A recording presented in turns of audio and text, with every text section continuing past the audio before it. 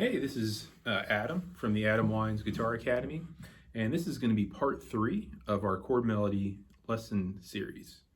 So we've talked about the major and the minor triads. So now we want to talk about diminished, and then we want to talk about the dominant 7th chord, and maybe the minor 7 flat 5 if we have time. So if we were in the key of C major, B diminished would be our 7th chord. So let's start there. So we would have very interesting sounding triads. So B, D, and F. So root is B, 3rd is D, and the 5th is F. So this is our B diminished triad, okay? Then we would also have D in the bass, first inversion. So this would be D on the 3rd string, which is fret 7, F, which is fret 6 on the 2nd string, and B, which is fret 7 on the high E string. It's kind of like a D7 chord, if you're familiar with that chord. It's that shape without the D in it. And we have one more, which is going to have F in the bass here, which is fret 10 on the 3rd string. Then we have B, which is fret 12 on the 2nd string. And then we have D, which is the 10th fret on the 1st string. So anyway, those are our 3 diminished triad shapes on this string set. So going back to that like scalar melody kind of exercise that we've been doing the past 2 videos, we could start here. Now this is going to sound pretty bizarre because we're using diminished. It's interesting chord quality. So anyway, we have that F there. And I use my first finger to grab this G. And then I use my pinky to grab the A. So I'm holding that B diminished triad the whole time, but I'm altering the melody note. Now, as we go to the B, I'm going to go ahead and switch shapes here. That first inversion, and grab the C here. And then we get the new shape when we get the D note up top. And then I'm going to grab the E with my pinky. And then if I wanted to, I could keep going and just start over again. But very interesting. It's a very cool chord. So usually the diminished triad a lot of times is used as a substitute for the 5 chord.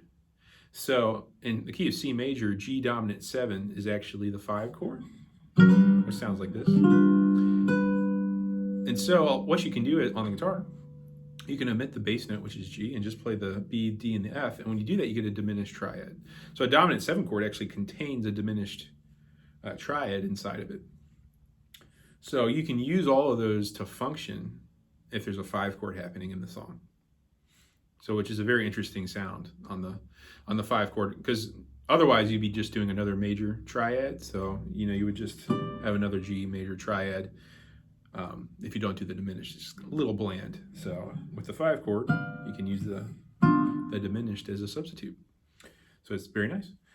Now, talking about the dominant 7th chords, it would be helpful to learn those too. So, I played this a second ago, but this is root position, G dominant 7. We got G, which is fret 5 on the D string. I have D, which is fret 7 on the 3rd string. I have F, which is fret 6 on the B string, and then I have B, which is fret 7 on the E string. So again, we got G, D, F, B. Now to go to the next shape, we get this one. I have B right here, fret 9. I have fret 10 here on the G string for F. I have fret 8, which is G on the B string, and then I have D up here, which is fret 10 on the high E string.